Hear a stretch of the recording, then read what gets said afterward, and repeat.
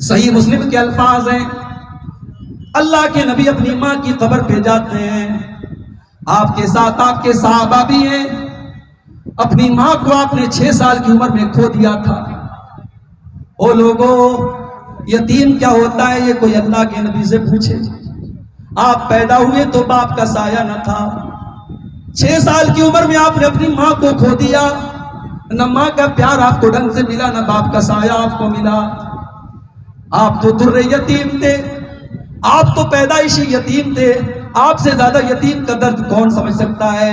اسی لیے آپ نے یتیموں کے حقوق بیان کیے، آپ نے یتیموں کی پرورش کرنے والے کو جنت کی خوشخبری سنائی۔ آپ نے فرمایا انا وکافل الیتیم کہاتین، آپ نے اپنی 2 انگلیوں سے اشارہ کر کے فرمایا یتیم کی پرورش کرنے والا، یتیم کو پالنے والا، یتیم کا خیال رکھنے والا جنت میں محمد رسول اللہ کے ساتھ جائے گا۔ جس طریقے سے یہ دونوں انگلیاں ایک دوسرے کے ساتھ جڑی ہوئی ہیں، ملی ہوئی ہیں، یتیم کی پرورش کرنے والا بھی جنت میں اپنے نبی کے ساتھ جائے گا۔ یتیم کے حقوق آپ نے بیان کیا۔ آج برسوں کے بعد آپ کا گزر اپنی ماں کی قبر کے پاس سے ہو رہا ہے، آپ کے ساتھ صحابہ کرام کی ایک جماعت بھی ہے۔ میرے پیارے ساتھیوں، یتیم تو اس بچے کو کہتے جو ابھی نابالغ ہو، اللہ کے نبی کی عمر تو 40-50 سال کے پار ہو چکی ہے۔ آج آپ کا بچپن نہیں ہے، آج آپ کی جوانی نہیں ہے، جوانی کے بعد کا پیریڈ ہے۔ پھر بھی جب اپنی ماں کی قبر کے پاس سے آپ گزرتے ہیں، ماں کی ممتا آپ کو یاد آ جاتی ہے، ماں کا پیار آپ کو یاد آ جاتا ہے، ماں کو کھونے کا احساس آپ کو یاد آ جاتا ہے۔ حدیث کے الفاظ ہیں فبکا وابکا من حولہ، اللہ کے نبی رونے لگتے ہیں، اپنی ماں کو یاد کر کے آپ رونے لگتے ہیں، اور آپ کے آس پاس جتنے صحابہ کرام ہوتے ہیں ان کی آنکھوں سے بھی آنسو بہنے لگتے ہیں، وہ صحابہ کرام بھی رونے لگتے ہیں۔ میرے بھائیو، اگر آپ کی ماں زندہ ہے، زندگی میں ماں کی قدر کرو، مرنے کے بعد ماں یاد آئے گی۔ وہ کام جو آپ کی ماں نے کیا ہے دنیا میں کوئی نہیں کر سکتا میرے بھائی۔ مرنے کے بعد لاکھ اپنی ماں کی طرف سے مسجد میں چندہ دیتے رہو، مدرسے میں چندہ دیتے رہو، ٹیوب ویل لگواتے رہو، کوئی مطلب نہیں ہے اگر اس ماں کی زندگی میں آپ نے ماں کا خیال نہیں رکھا۔ اللہ کے نبی اپنی ماں کو یاد کر کے رونے لگتے ہیں۔ اس کے بعد آپ اپنے صحابہ سے کہتے ہیں کہ اے میرے صحابہ، میں نے اللہ سے اجازت مانگی تھی ان استغفر لأمی، میں اپنی ماں کے لیے مغفرت کی دعا کرنا چاہتا ہوں، اللہ نے مجھے اپنی ماں کے لیے مغفرت کی دعا کرنے کی اجازت نہیں دی۔ ہائے ہائے، اللہ کے نبی اس کائنات میں اللہ کے سب سے محبوب بندے ہیں، مگر یہاں پر آپ بھی مجبور ہو جاتے ہیں، آپ اپنی ماں کے لیے مغفرت کی دعا نہیں کر سکتے۔ او میرے بھائیوں، اگر آپ کی ماں مسلمان ہے، آپ کا باپ مسلمان ہے، اللہ نے آپ کی ماں کو مسلمان بنایا، آپ کے باپ کو مسلمان بنایا، تو یہ بہت خوش نصیبی کی بات ہے۔ یہ وہ چیز ہے جو آپ کے نبی کو بھی نصیب نہیں ہو پائی۔ اللہ کے نبی اپنی ماں کے لیے مغفرت کی دعا نہیں کر سکتے۔ ہمارے ایک دوست ہیں ممبئی کے، رہنے والے یو پی کے ہیں، ممبئی میں رہتے ہیں۔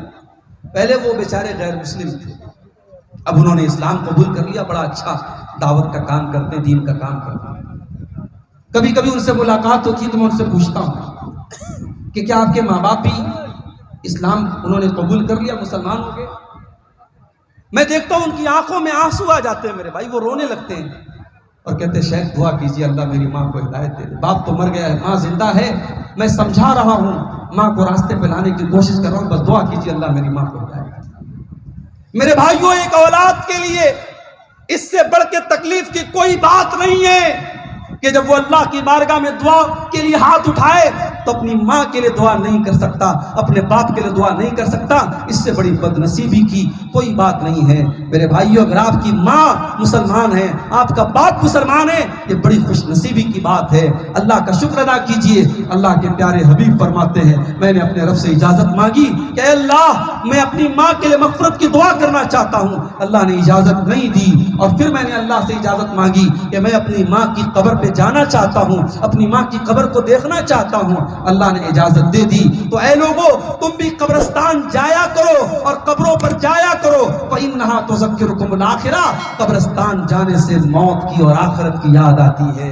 لیکن یہاں یہ بھی بتا دوں میں آپ کو، ہمارے ہندوستان میں شاید آپ کے کٹیہار کے علاقے میں اور سیمانچل کے علاقے میں یہ چیزیں آپ کو کم ملیں گی، اللہ کا شکر ہے، تھوڑا سا آپ اور ادھر چلے جائیں تھوڑا سا آپ یوپی کی طرف چلے جائیں، راجستھان کی طرف چلے جائیں، دلی کی طرف چلے جائیں، کوئی شہر خالی نہیں ہے، کوئی شہر خالی نہیں ہے جہاں بزرگوں کی قبروں کے نام پر بڑے بڑے مقبرے بنے ہیں، اور جہاں بڑی رونق لگی ہے، مردوں عورتوں کا جمگٹ ہے، اور وہاں باقاعدہ شرک ہو رہا ہے اور اللہ کو ناراض کرنے والے کام ہو رہے ہیں۔ میری پیاری ماں اور بہنوں، ایسی ہی عورتوں کے بارے میں اللہ کے نبی نے فرمایا تھا، لعن اللہ زوارات القبور، ایسی عورتوں پر اللہ کی لعنت ہو جو بہت زیادہ قبرستان جاتی ہیں۔ اسی لیے علماء نے کہا کبھی کبھار عورتیں قبرستان جا سکتی ہیں، اپنے باپ کی، اپنے شوہر کی، اپنے بھائی کی قبر کو دیکھنے کے لیے، موت کو یاد کرنے کے لیے جا سکتی ہیں، مگر جو عورتیں بہت زیادہ قبرستان جاتی ہیں، اللہ کے رسول نے لعنت فرمائی ہے۔ میرے پیارے ساتھیوں، یہاں بھی اللہ کے نبی نے وہی بات کہی کہ تم قبرستان جا سکتے ہو، جایا کرو، قبر پر جانے سے تم کو آخرت کی یاد ہے۔ مگر آج کیا ہو رہا ہے؟ آج تو قبر پہ جا کر کے بھی ہمیں ہنسی آتی ہے، مذاق کرتے ہیں ہم۔ کتنے لوگوں کو دیکھتا ہوں جنازے کی نماز میں جا رہے ہیں اور آپس میں ہنسی مذاق کر رہے ہیں، موبائل پر ویڈیو دیکھ رہے ہیں، یعنی قبرستان میں بھی اب ہمیں موت یاد نہیں آتی۔ میرے پیارے ساتھیوں، ایک اور موقع پر میرے نبی کی آنکھوں سے آنسو آئے تھے۔ ابن ماجہ کی روایت ہے، ایک انصاری صحابی کا جنازہ تھا، اللہ کے نبی جنازے میں گئے ہوئے تھے اور جنازے کو قبر میں اتارا جا رہا تھا، اور اللہ کے پیارے حبیب قبر کے ایک سائیڈ اپنے صحابہ کے ساتھ بیٹھے ہوئے تھے۔ آپ غور کر رہے تھے، اس عذاب قبر کے بارے میں سوچ رہے تھے، اس قبر کی زندگی کے بارے میں آپ سوچ رہے تھے، اور آپ کی آنکھوں سے آنسو بہ رہے تھے، اور آپ نے روتے ہوئے اپنے صحابہ سے فرمایا، لِمِثْلِ هَذَا فَأَعِدُّوا يَا إِخْوَانِي، اے میرے بھائیو، اس قبر میں تم کو بھی آنا ہے، اس قبر میں آنے کی تیاری کرو۔ عطیہ دیارہ والو، دنیا میں آپ نے بڑی پراپرٹی بنا لی ہوگی، بڑی زمین و جائیداد آپ نے بنا لی ہوگی، بڑی دولت آپ نے اکٹھا کر لی ہوگی، مگر جانا تو ایک دن ہم سب کو قبر میں ہے۔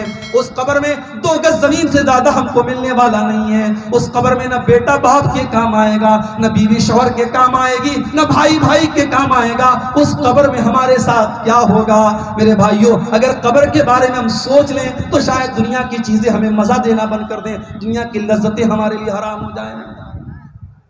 قبر کے بارے میں سوچا کرو میرے بھائی۔ اسی لیے حضرت عثمان غنی رضی اللہ تعالیٰ عنہ جب کسی قبرستان کے پاس سے گزرتے تھے تو زار و قطار رونے لگتے تھے، آنکھوں سے آنسو بہنے لگتے تھے۔ کسی نے پوچھا کہ عثمان غنی، جنت کی بات آتی ہے آپ نہیں روتے ہیں، جہنم کی بات آتی ہے آپ نہیں روتے ہیں، لیکن قبر کو دیکھتے ہیں تو آپ رونے لگتے ہیں۔ عثمان غنی نے کہا کہ ہاں، میں قبر کو دیکھ کر کے اس لیے رونے لگتا ہوں کیونکہ میں نے اپنے نبی کو یہ فرماتے ہوئے سنا، ان القبر اول منزل من منازل الاخرہ، بے شک قبر آخرت کی پہلی منزل ہے، جس نے قبر کو پار کر لیا اس کے لیے آگے کی منزلیں آسان ہیں۔ میرے پیارے ساتھیوں، ہمارے نبی قبر کو دیکھ کے رو رہے ہیں۔ اب ذرا ہم سب جائزہ لیں، آج ہم کتنی قبر کو دیکھ کے روتے ہیں، ہم کب قبرستان پر جا کر کے روتے ہیں؟ ہمیں تو قبرستان پر بھی ہنسی آتی ہے، ہمیں تو قبرستان پر بھی جا کے مزہ آتا ہے۔ میں نے تو ایسے قبرستان بھی دیکھے ہیں کہ قبرستان پر بیٹھ کر کے لوگ شراب پی رہے ہیں، قبرستان پر بیٹھ کر کے لوگ جوا کھیل رہے ہیں، قبرستان پر بیٹھ کر کے موبائل پر کرکٹ میچ دیکھ رہے ہیں۔ میرے بھائیوں، یہ عبرت کی جا ہے، تماشا نہیں ہے۔ قبرستان عبرت کی جگہ ہے۔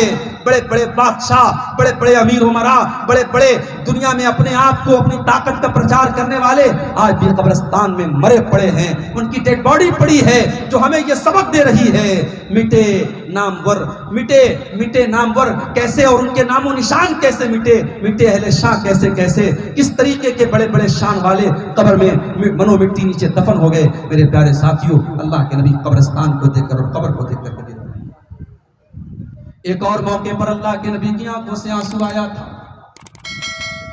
بخاری اور مسلم کے الفاظ ہیں، اللہ کے پیارے نبی قرآن پڑھ رہے تھے، قرآن پڑھتے ہوئے جب آپ نے اس آیت کی تلاوت کی، سورہ مائدہ کی، حضرت عیسیٰ علیہ السلام اللہ کی بارگاہ میں دعا کرتے ہیں، ان تعذبهم فإنهم عبادك وإن تغفر لهم فإنك أنت العزيز الحكيم۔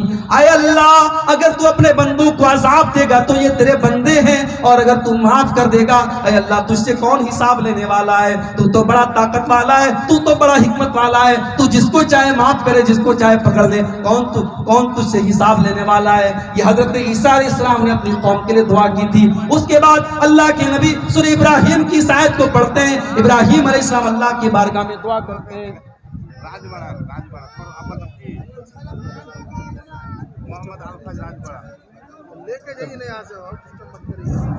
قرآن پڑھ رہے ہیں اور سورہ ابراہیم کی آیت آپ پڑھتے ہیں ان تعذبهم فانهم عبادك وان تغفر لهم فانك انت العزيز الحكيم. اے اللہ، حضرت ابراہیم یہ دعا کرتے ہیں فمن تبعنی فانه منی ومن عصانی فانك غفور رحیم. اے اللہ، جو میری پیروی کرے گا وہ تو میرا امتی ہے، اور جو میری نافرمانی کرے گا تو غفور الرحیم ہے، تو معاف کر دینا. اللہ کے نبی نے ابراہیم کی دعا کو بھی دیکھ لیا، آپ نے عیسیٰ علیہ السلام کی دعا کو بھی دیکھ لیا. اس کے بعد حدیث کے الفاظ ہیں، آپ نے اپنے ہاتھ اٹھائے اور رو کر کے کہنے لگے اللہم امتی اللہم امتی. اے اللہ میری امت کا کیا ہوگا، اے اللہ میری امت کا کیا ہوگا.